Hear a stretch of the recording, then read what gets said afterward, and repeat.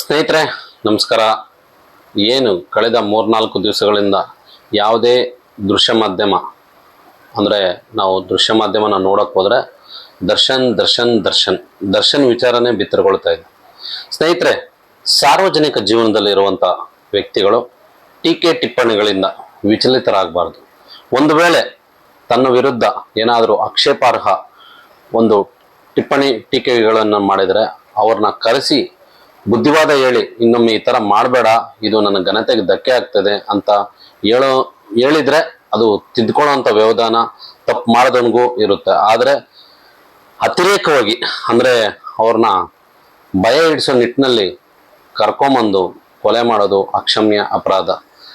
ದರ್ಶನ್ ಈ ಹಿಂದೆ ಸಾಕಷ್ಟು ಸುದ್ದಿಗಳಾಗಿದ್ರು, ಅವರು ಮಾಧ್ಯಮದವ್ರು ಕೂಡ ಬೈದಿದ್ರು, ಅದೆಲ್ಲನೂ ಕೂಡ ತಮಗೆಲ್ಲ ಗೊತ್ತಿರೋವಂಥ ವಿಚಾರನೇ.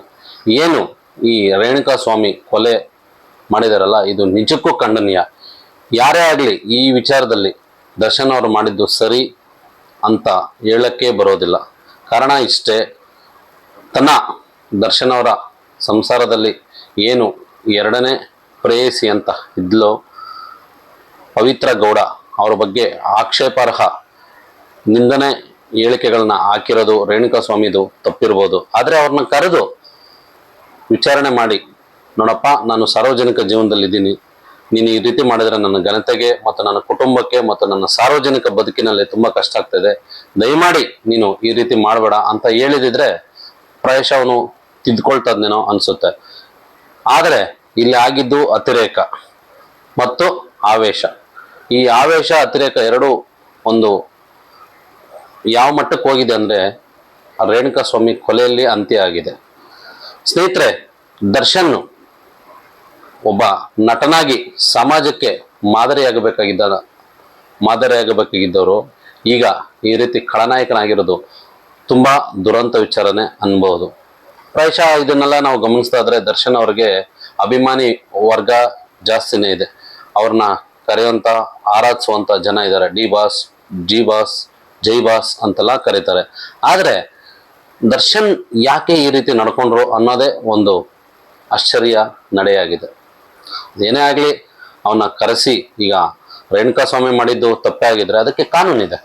ಕಾನೂನಲ್ಲೇ ಅವ್ರನ್ನ ಕರೆದು ಕಾನೂನಾತ್ಮಕವಾಗಿ ಅವ್ರಿಗೆ ಏನು ಎಚ್ಚರಿಕೆ ಕೊಡಬೇಕು ಅದು ಕೊಟ್ಟಿದ್ರೆ ಪ್ರಕರಣ ಅಂದರೆ ಏನು ಈ ಘಟನೆ ಇದೆ ಅದು ಇತ್ಯರ್ಥಗೊಳ್ತತ್ತ. ಆದರೆ ದರ್ಶನ್ ಅವರು ಈ ರೀತಿ ಮಾಡಿರೋದು ಅಕ್ಷಮ್ಯ ಅಪರಾಧ.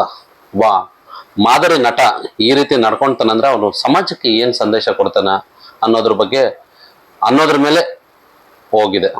ಇಲ್ಲಿ ಈಗ ಈ ಹಿಂದೆ ಮಾಧ್ಯಮಗಳಲ್ಲಿ ನನ್ನ ಹೆಂಡತಿಗೆ ನಾನು ಹೊಡೆದೆ, ನೀನ್ ಯಾವನ ಯಾಕೆ ಕೇಳೋದಕ್ಕೆ ಅನ್ನೋ ಮಾತುಗಳು ಕೂಡ ದರ್ಶನ್ ಆದ್ರು. ಈಗ ದರ್ಶನ್ ಅವರ ಅಭಿಮಾನಿಗಳು ಅಣ್ಣ ಹೊಡೆದಿದ್ದಾರೆ, ನನ್ನ ಹೆಂಡತಿ ನಾನು ಹೊಡೆದೆ, ನೀವ್ಯಾರು ಕೇಳೋದಕ್ಕೆ ಅನ್ನೋಂಥ ದಿನಗಳು ಕೂಡ ಬರ್ಬೋದು. ಅದು ಏನೇ ಆಗಲಿ ದರ್ಶನ್ ಈ ರೀತಿ ಮಾಡಿರೋದು ತಪ್ಪು. ಈಗ ಡಾಕ್ಟರ್ ರಾಜ್ಕುಮಾರ್ ಅವರು, ವಿಷ್ಣುವರ್ಧನ್, ಅಂಬರೀಷ್ ಅವರು, ಶಂಕರ್ ನಾಗ್ ಅವರು ಅವರ ಸಿನಿಮಾಗಳನ್ನ ನೋಡಿ ಎಷ್ಟೋ ಜನ ತಮ್ಮ ಬದುಕನ್ನ ಬದಲಾಯಿಸ್ಕೊಂಡಿದ್ದಾರೆ. ಪ್ರಾಯಶಃ ಡಾಕ್ಟರ್ ರಾಜ್ಕುಮಾರ್ ಅವರು ಬಂಗಾರದ ಮನುಷ್ಯ ಸಿನಿಮಾ ನೋಡಿ ಎಷ್ಟೋ ಜನ ವಿದ್ಯಾವಂತರು ಕೃಷಿ ಕಡೆ ವಾಲಿದ್ದಾರೆ.